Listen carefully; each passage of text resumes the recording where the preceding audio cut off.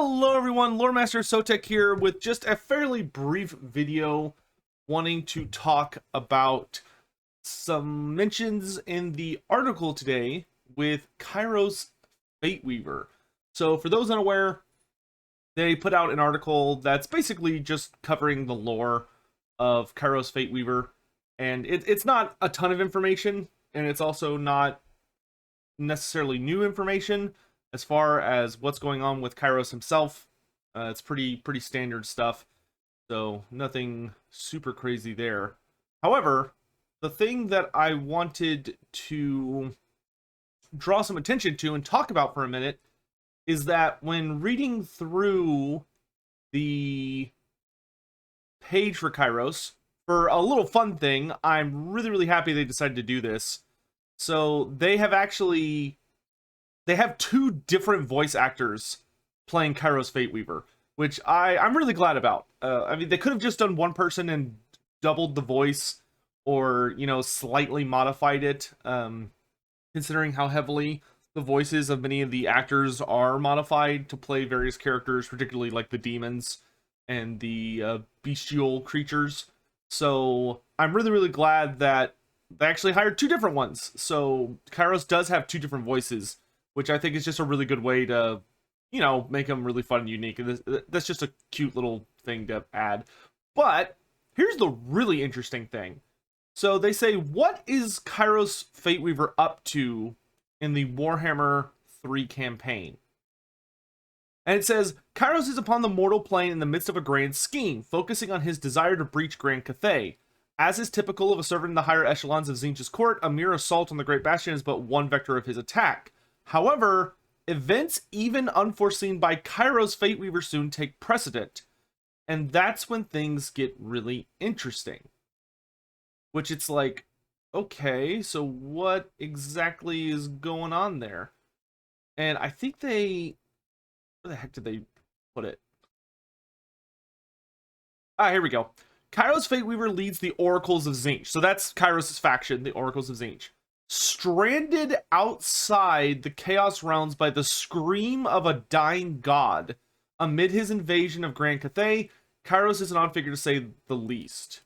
So, Kairos Fateweaver, and it sounds like maybe the other Greater Demon characters, are all up to something when a dying god unleashes its scream across the Warhammer Fantasy world.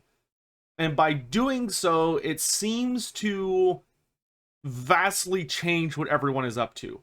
Because frankly, it seems like kind of what's happening in Total War Warhammer 3 is business as usual, so to speak. You know, it's kind of like when you tune in to your Saturday morning cartoon, and it's just the usual episode of the bad guys up to some nefarious plot, and the good guys are trying to stop them, and it's the usual formula.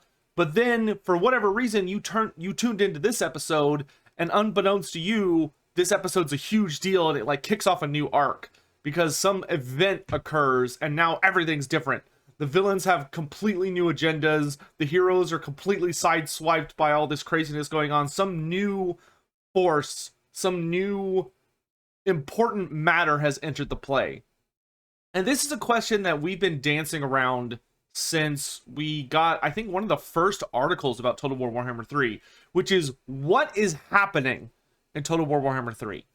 So for those who have not been following along, Total War Warhammer 3 revolves around the narrative of there is a dying god somewhere in the Warhammer Fantasy world. We don't know who it is, we don't know where they are, we don't know who they're associated with or what is causing them to die, but there is a god who is dying.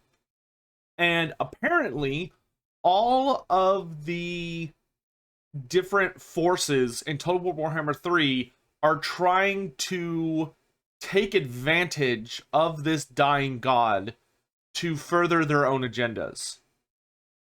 Now, we don't know exactly what's going on, but I highly suspect it ties into the storyline that's presented in the Total War Warhammer 3 reveal trailer, where we have Boris Ursus, or Tsar Boris, Katarin's dad, talking about how he tried to do something.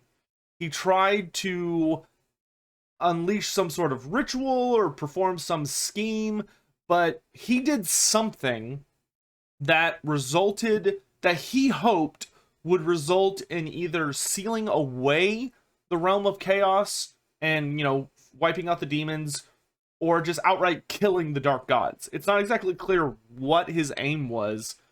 So when we kind of look back at this trailer, Boris talks about that he made some kind of sacrifice. Now, what I'm suspecting has happened is that Boris Ursus was involved or convinced with trying to perform a sacrifice that wounded a god in the hopes that it would either placate or kill or something the dark gods. And that's what leads into the events of Total War Warhammer 3, where Boris has unwittingly set all of these events into motion.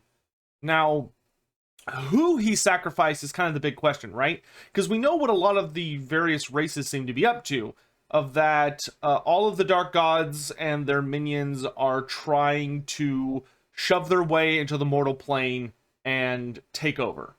We've got Tzeentch is trying to finally advance all the way into Cathay and gain, sink his claws into it and take over Grand Cathay and dominate the Children of the Dragon Emperor and their nation.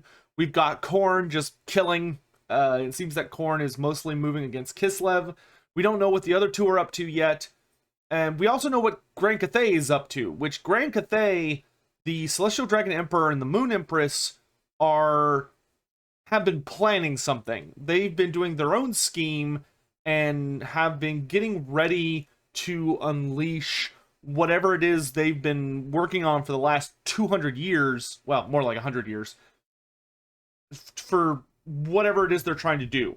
We don't know what it is. We don't know if it's something that will be advancing Cathay into being a dominant force, or maybe, if I had to guess, I would personally not be surprised if the Celestial Dragon Emperor was maybe trying to restore the planet to what it was before the old ones came. So move its orbit or something to bring about a new age of frost, so that him and his the other dragons have a much easier time or are able to awaken, or who knows what he's up to. But we have all these different individuals that seem to be motivated by taking advantage of whatever it is Boris has done. Honestly, if I had to guess, which I am, I think it seems likely that Boris tried to do something with the Ancient Widow.